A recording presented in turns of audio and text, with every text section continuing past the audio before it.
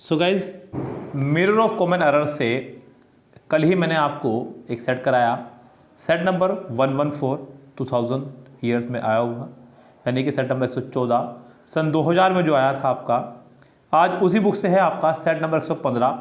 ये भी आपका BSRB Kolkata bank clerk exam में आया हुआ सेट पेपर है। ये एक नए अंदाज में हम लोग आपको बुक करा रहे हैं इसलिए कंटिन्यूटी के साथ में मैं वीडियो अपलोड कर रहा हूँ इसकी, जिससे कि आपको जल्दी से जल्दी मैं बुक कंप्लीट करा सकूँ और आप अच्छे से अच्छे मार्क्स अपने ला सकें। सो गैस, आज की इस वीडियो में मैं एक नहीं आपको 2 सेट सोल्व करवाने वाला हूँ, बिकॉज जो पहला सेट है वो सिर्फ 5 मार्क्स का ही है। इसलिए अगले सेट के क्वेश्चंस 10 क्वेश्चन मैंने उसके अंदर ऐड किए, जिससे कि आप कम से कम 10 मार्क्स और 5 मार्क्स 15 मार्क्स का पोर्शन कर सके मेरे साथ। ओके गाइस, तो यहाँ हम लोग शुरू करते हैं अपनी बात आज की। जो पहला क्वेश्चन आपके सामने है, एक तो बात बच्चों मैं आपको बता दूं यहाँ पे, क्योंकि ये क्वेश्चन मैंने जब टाइप किए तो बुक के अंदर यहाँ पे कुछ पोर्शन उसने रेड किया था। उस रेड वाले पोर्शन में हमें बताना था कि गलती क्या है, लेकिन यहाँ मैं उस पोर्शन को रेड नहीं कर पाया। मैं आपको वो वर्ड बताऊँगा कि वो वर्ड कौन कौन से थे, जैसे कि यहाँ पर स्पेक्टिकुलर, एक्रोबैटिक एक्सरसाइजेस, और यहाँ पे मेमोरेबल एक वर्ड था जो मैंने सही ही लिख दिया, लेकिन बुक के अंदर इसके अंदर स्पेल दिया गया था MEMOREABLE। यानी कि आप मेरी बात समझिए क्या कहना चाह रहा है बुक। आपको ये बताना था कि ये जो अंडरलाइन वर्ड है इनमें से किस वर्ड की स्पेलिंग मिस्टेक है या कौन सा वर्ड यहाँ पे अप्रोप्रिएट नहीं है। तो सिर्फ वही हमें बताना था और वही मुझे यहाँ बताना है आपको। तो गाइस, पहले सेंटेंस में उसने कहा the spectacular acrobatic exercises had been memorable event. तो गाइस, मेमोरेबल की स्पेलिंग उसने बुक में ये दी गई थी, जबकि यहाँ पर ये स्पेलिंग ना होकर के ये होनी चाहिए थी, जो कि मैंने गलती से सही लिख दी। सो गाइस, यहाँ पे फिलहाल अगर देखा जाए तो बुक के हिसाब से डी पार्ट में एरर है। आप भी सेंटेंस को जब कॉपी करें तो MEMOREABLE के साथ कॉपी करें, जिससे कि आपको याद रहे कि सेंटेंस की किस पार्ट में मिस्टेक थी। सो गाइस, सेंटेंस में फिलहाल डी पार्ट में है आपके मिस्टेक, जहाँ मेमोरेबल की स्पेलिंग बुक में गलत दी गई है। ओके गाइस, तो यहाँ बच्चों चलते हैं नेक्स्ट क्वेश्चन पर। क्वेश्चन नंबर नेक्स्ट में कह रहा है the incriminating documents seized from the culprit were destroyed. तो यहाँ जो वर्ड हमारे अंडरलाइन थे वो थे आपके इंक्रीमिनेटिंग, दूसरा था डॉक्यूमेंट्स, तीसरा था साइज्ड, और बच्चों चौथा है आपका कल्प्रिट। तो गाइस, यहाँ पे इंक्रीमिनेटिंग ये आपका करेक्ट स्पेलिंग है बिल्कुल।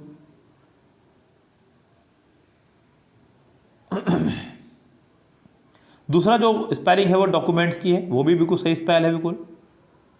लेकिन बच्चों जो अगला वर्ड है साइज्ड, वो गलत है। यहाँ पे साइज नहीं सीज वो कहना चाह रहा है, मतलब किसी को जब्त करना। तो बच्चों यहाँ पे स्पेल साइज की उसने गलत की गई है, यहाँ पे सीज्ड होना चाहिए था, यानी कि इस सेंटेंस के सी पार्ट में है आपके एरर। तो गैस, सेंटेंस नंबर 2 के सी पार्ट में है एरर। सी पार्ट में साइज की स्पेलिंग सीज होनी चाहिए थी, तब जाके आपका सेंटेंस करेक्ट रहता। Strong people do not let their ambitions be subdued by poverty और सच एक्सट्रेनियस फैक्टर्स। बच्चों यहाँ पर किस किस लाइन को उसने अंडरलाइन किया बता दूँ मैं आपको। एक तो लेट, ध्यान दीजिएगा खूब अच्छे से, मैं इसको अलग कलर के पेन से कर देता हूँ। लेट और एम्बिशंस, सबड्यूड और बच्चों एक्सट्रेनियस फैक्टर। इन 4 वर्ड को उसने रखा है यहाँ पर अंडरलाइन, आपको बताना है कि किस पार्ट में था mistake. So guys, some people strong people do not let. बच्चों यहाँ ध्यान दीजिएगा, उसने इस्तेमाल किया डू नॉट का। डू डज डिड के बाद हमेशा वर्ब की फर्स्ट फॉर्म आया करती है, जबकि जो वर्ड उसने इस्तेमाल किया है लेट, ये कोई वर्ब नहीं है, ये आपका एक एडजेक्टिव है। यहाँ पर इसकी जगह आपका लेट होना चाहिए था, यानी कि ये शब्द आपको यहाँ पे गलत दिया गया है। लेट के बदले आपको यहाँ पे लेट होना चाहिए था। लेट आपका एक एडवर्ब है, क्या आपका एक एडवर्ब, उस एडवर्ब की जगह यहाँ पे मुझे सिर्फ एक वर्ब की आवश्यकता थी, जो कि उसने नहीं दी। तो यहाँ लेट आपका गलत है, यहाँ पे LET यानी कि लेट होना चाहिए था, तब ये जाके सेंटेंस करेक्ट रहता। यानी कि अगर देखा जाए तो सेंटेंस के पहले ही पार्ट में हो गई है आपके मिस्टेक। सेंटेंस नंबर नेक्स्ट देखिएगा, यानी कि 4th sentence according to book कह रहा है कि देयर फ्रिक्वेंट विजिट, तो बच्चों पहला जो वर्ड है वो है फ्रिक्वेंट, अंडरलाइन जो इसने किया। टू द स्लाइड, अगला वर्ड है आपका स्लाइड। तीसरा जो वर्ड है हमारे पास में जो उसने अंडरलाइन किया है वो है अलर्ट। फोर्थ वर्ड है हमारा यहाँ पे देयर।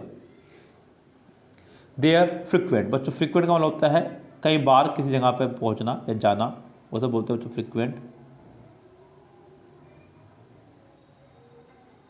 यहाँ पे स्लाइड की स्पेलिंग गलत है, यहाँ पे their frequent visit to the slide keeps, slide नहीं बच्चों साइट, क्या बच्चों यहाँ पे कहना चाहता है वो साइट, तो their frequent visit to the site, visit कर रहा है बार बार वो साइट पर, किसी जगह पर। साइट मतलब कोई ऐसा स्थान जहाँ पे आपको कोई काम चल रहा हो, उसे बोलते हैं साइट। तो बच्चों यहाँ पे सेंटेंस के बी पार्ट में आपके हो गई है मिस्टेक।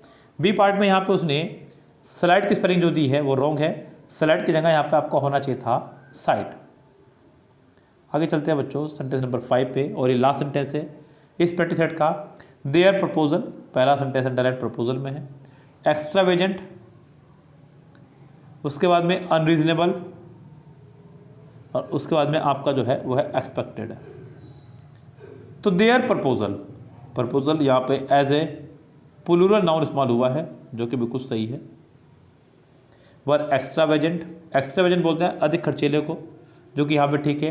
एंड अनरीजनेबल, दोनों तरफ एडजेक्टिव आ गया है, ये बात मैं आपको कल ही बता चुका था।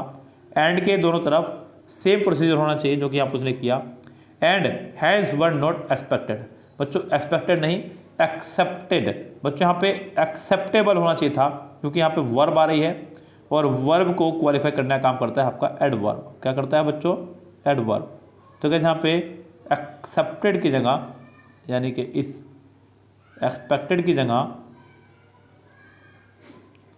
एक्सेप्टेबल आपका यहाँ पे होना चाहिए था, यानी कि सेंटेंस के डी पार्ट में हो गई है फिलहाल आपके मिस्टेक। तो गाइस यहाँ जो अगला सेट है मेरे पास वो है सेट नंबर 116, सन 2000 में आया हुआ। ये BSRB Kolkata bank clerk exam का ही पेपर है। सो गाइस जिन्होंने अभी अभी चैनल पर विजिट किया हो यूट्यूब के माध्यम से, वो चैनल को कर लीजिए फटाफट सब्सक्राइब, और हमारी इस वीडियो को शेयर भी कर दीजिएगा। बता दीजिएगा लोगों को कि फिर से ये आपके पास बुक वापस आ गई है एक नए अंदाज में। पहला क्वेश्चन है, some people feel depressed whenever they think of future because they do not believe in their own capabilities. बच्चों किसी भी सेंटेंस को करने से पहले जो सबसे बड़ा गुरु मंत्र आपके पास है वो गाइस गुरु मंत्र क्या है उस बात को ध्यान रखें। वो गुरु मंत्र रहने वाला आपके पास में, आप याद रखें सेंटेंस को करते वक्त कि अगर कोई सेंटेंस प्रेजेंट में चल रहा है तो पूरा सेंटेंस प्रेजेंट में चलेगा, और अगर कोई सेंटेंस पास्ट में चल रहा है तो पूरा सेंटेंस पास्ट में चलेगा। इस गैस सेंटेंस अगर कोई प्रेजेंट में चल रहा है तो पूरा सेंटेंस चलेगा प्रेजेंट में, और अगर सेंटेंस चल रहा है आपका पास्ट में तो पूरा सेंटेंस चलना चाहिए पास्ट में। ओके गाइस, तो यहाँ सबसे पहले आप यही चीज़ चेक कर लीजिएगा। यहाँ पे सेंटेंस में आपका आया फील जो कि वर्ब की फर्स्ट फॉर्म है। उसके बाद आपका आया है दे थिंक जो कि फिर से वर्ब की फर्स्ट फॉर्म है। उसके बाद आपका आया डू जो कि वर्ब की फर्स्ट फॉर्म ही है। सो गाइज यहाँ ये सेंटेंस हमारा चल रहा है पूरा प्रेजेंट में, यानी कि सेंटेंस के टेंस को लेकर के तो कोई प्रॉब्लम नहीं है, ये बिल्कुल ठीक है आपका। अब आप लोग अब दूसरी तरह की प्रॉब्लम देख लीजिए, क्या कुछ दूसरी प्रॉब्लम भी आपके सामने है या नहीं। जैसे कि फील के बाद उसने डिप्रेस लगाया जो कि एक एडजेक्टिव है, जो कि बिल्कुल सही है, यहाँ कोई प्रॉब्लम नहीं है। When ever they think of future because they do not believe in their own capabilities. So guys sentence में और किसी प्रकार की नहीं है कोई भी प्रॉब्लम, ये सेंटेंस हमारा होगा नो एरर, यानी कि इसका आंसर आप लगाने वाले हैं ई। क्या लगाने वाले हैं इसका आंसर आप? ई। सेंटेंस नंबर नेक्स्ट देखिएगा, मैच्योर पीपल बिहेव। बच्चों पीपल आपका एक प्लूरल सब्जेक्ट है, इसलिए प्लूरल सब्जेक्ट के साथ में आपने यहाँ पे इस्तेमाल किया है बिहेव, यानी कि वर्ब की फर्स्ट फॉर्म का ही। सो गाइस ये आपका ठीक है बिल्कुल सेंटेंस, अगर देखा जाए तो यहाँ पे इस पोर्शन में तो कोई गलती नहीं है। ओके गाइस आगे देखिएगा ध्यान से, यहाँ पे अगले पोर्शन में बढ़ते आगे। With others in a very gentle way and always respected others feeling. बच्चों यहाँ पे with other in a very gentle way and always respected, बच्चों यहाँ हो गई ये गड़बड़ी। ऑलवेज के साथ में वो रिस्पेक्टेड का इस्तेमाल कर रहा है, यानी कि सेंटेंस को सेकंड फॉर्म में लेके जा रहा है, यानी कि सेंटेंस को पास्ट में लेके जा रहा है, जो कि पूरी तरह से रोंग है। बच्चों यहाँ सेंटेंस हमारा चल रहा है प्रेजेंट में। बिहेव ने ये बात मुझे क्लियरली बता दी और आपको भी, क्योंकि बिहेव वर्ब की फर्स्ट फॉर्म है। सेंटेंस का जो मेन पार्ट है वो प्रेजेंट में चल रहा है। अब आप उसको सब पार्ट को पास्ट में नहीं चला सकते, आपको सब पार्ट को भी प्रेजेंट में ही रखना होगा। तो यहाँ पे रिस्पेक्टेड की जगह आपका रिस्पेक्ट होगा। दूसरी बात बच्चों, यहाँ पे सेंटेंस हमारा कनेक्ट हुआ है एंड से। ये मेरा एंड बट और वाला रूल आप देखना कितनी बार आ चुका है। कल भी 10 सेंटेंसेस में ये आपका कम से कम 5 से 6 सेंटेंस में था, और आज भी मैं 7वें सेंटेंस पे हूँ फिलहाल अगर देखा जाए तो, और यार 30वें सेंटेंस में हो चुका रूल अप्लाई। यानी कि अगर देखा जाए तो ये एंड बट और का जो रूल है मेरा टॉप 10 रूल में, ये सबसे ज़्यादा हावी हो रहा है समय अभी तक। यानी कि मोर देन 50% पोर्शन आप इसी से कर पा रहे हैं सोल्व। तो यहाँ पे भी ये पोर्शन इसी से सोल्व हो पाया बच्चों। एंड के जो पहले है सेंटेंस चल रहा है प्रेजेंट में, तो एंड के बाद वाले चलेगा प्रेजेंट में ही। आपको रिस्पेक्टेड की जगह करना होगा रिस्पेक्ट, यानी कि सेंटेंस के डी पार्ट में एरर है। ओके गाइज, तो गाइज चलते हैं नेक्स्ट सेंटेंस पर।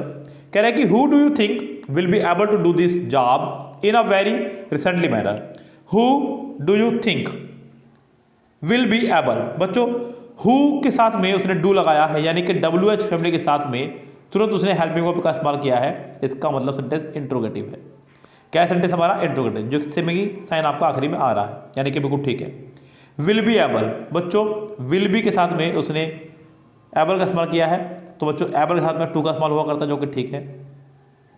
टू के बाद फर्स्ट में आया करती to do this job in a very, बच्चों यहाँ पे रिसेंटली मैनर नहीं, in a very decent manner होना चाहिए था। क्या होना चाहिए था? डिसेंट। हालांकि बच्चों ये मेरी मिस प्रिंटिंग है, यानी कि मेरी तरफ से टाइपिंग में गलती है। यहाँ पर डिसेंटली था, मैं इसे जल्दी में रिसेंटली टाइप कर गया। पहले तो आप इसे डिसेंटली पढ़ें, लेकिन डिसेंटली की जगह भी आपका डिसेंट आएगा, क्योंकि आगे मैनर आ रहा है। क्या आ रहा है आपका? मैनर।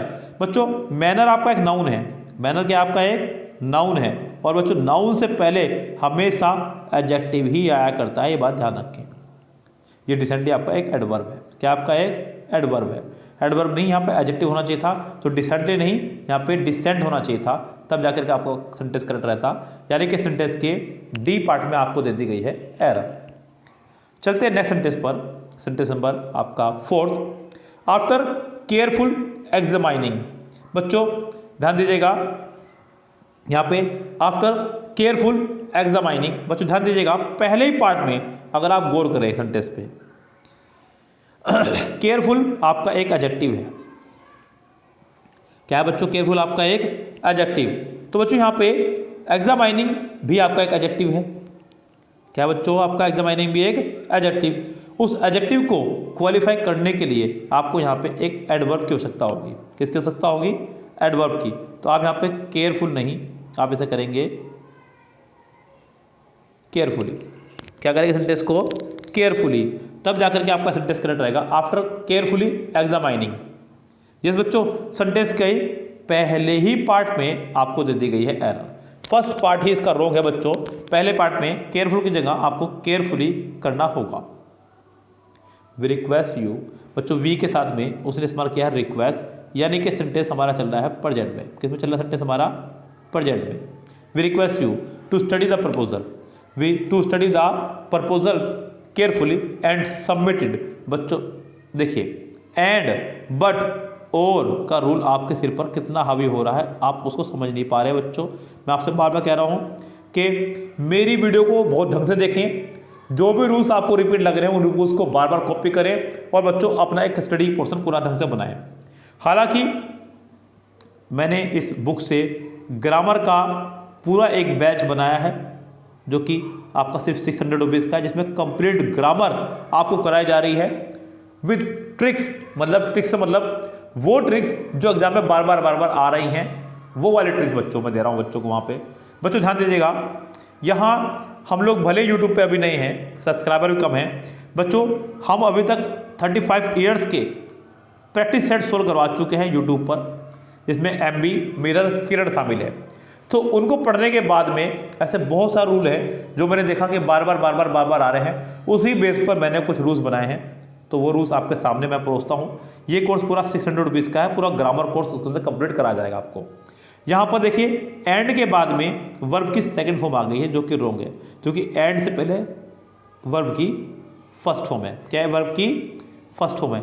तो बच्चों यहाँ पे इसे भी आपको फर्स्ट फॉर्म ही बनानी पड़ेगी, सबमिटेड नहीं, आपको सबमिट करना होगा। यानी कि इस सेंटेंस के आपके सी पार्ट में हो जाएगी error. The notorious gang open, बच्चों ध्यान दीजिएगा, नोटोरियस गैंग ओपन, बच्चों ध्यान दीजिएगा, यहाँ पे बात हो रही है पूरे गैंग की। किसकी बात हो रही है? पूरे गैंग की। गैंग यानी कि एक दल, समूह। तो बच्चों यहाँ पर गैंग के लिए आप ओपन्स नहीं, ओपन का इस्तेमाल करें। सिर्फ किसका इस्तेमाल करें? ओपन का। यानी कि वर्ब की फर्स्ट फॉर्म का इस्तेमाल आपको करना होगा।